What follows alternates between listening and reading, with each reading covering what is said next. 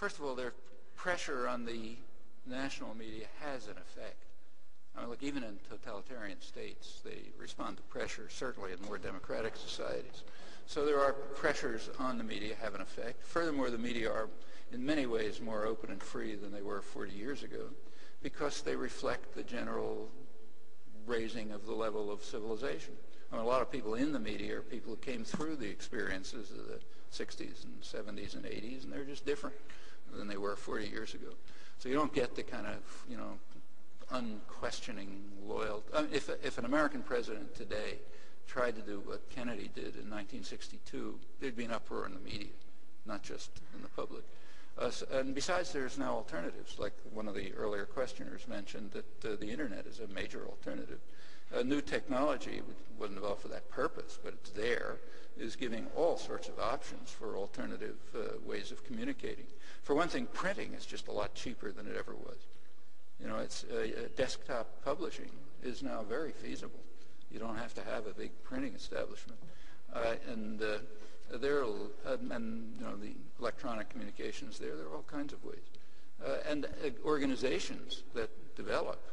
They develop their own intercommunication and interaction and media, and that's the way things happen.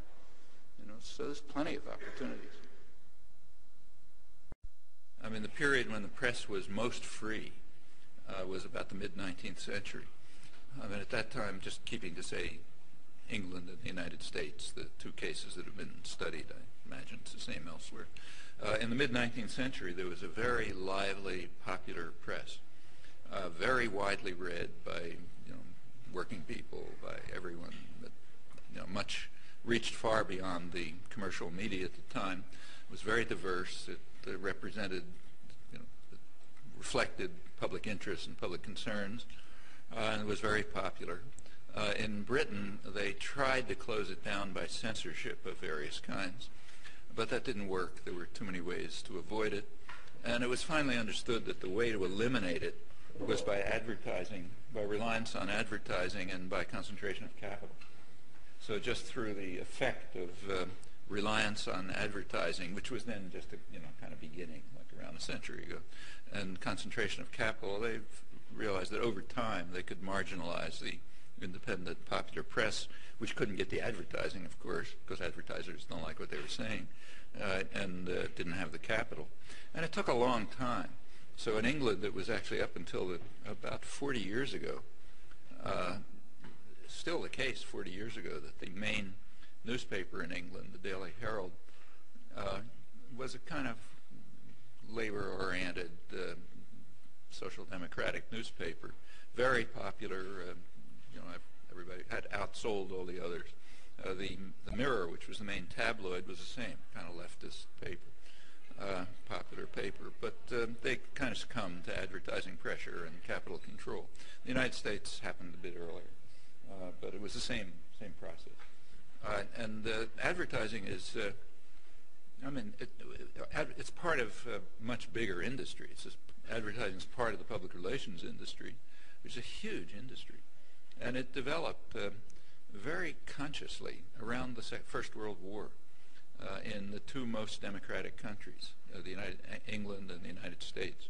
And there's a good reason for it. They were coming as the countries were becoming more free, that just through popular struggle, and people were winning the franchise, and you couldn't shut them up anymore by force, it was understood that you're going to have to control people by controlling opinion and attitudes, because we can't rely on force anymore. And control of opinion and attitudes means, there was actually a phrase for it.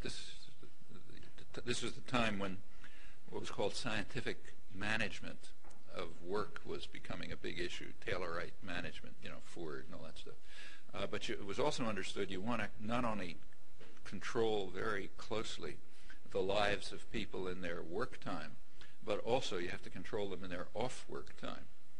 And what you have to do is turn them into passive, obedient consumers who don't try to get out of our hair, basically. Pay attention to what were called the superficial things of life, like fashionable consumption.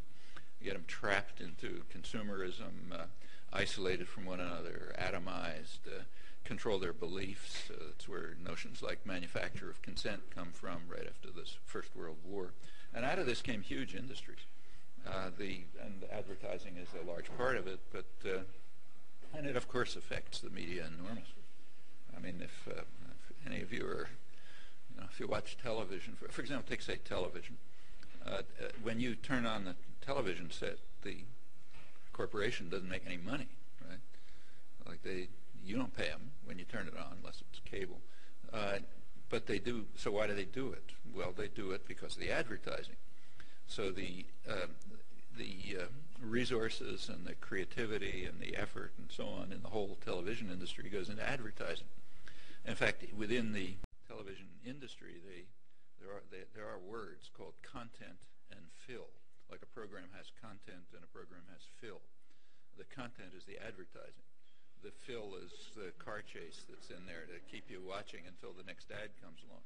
And all the effort, of course, goes into the advertising. And the fill has first of all, it's to keep your interest enough so you watch the advertising, but the advertising is there for a purpose. I mean, it's to turn people into creatures whose only concern in life is to max out their 5 credit cards and not to pay attention to what's going on in the world and let the rich, powerful guys do what they want without interference.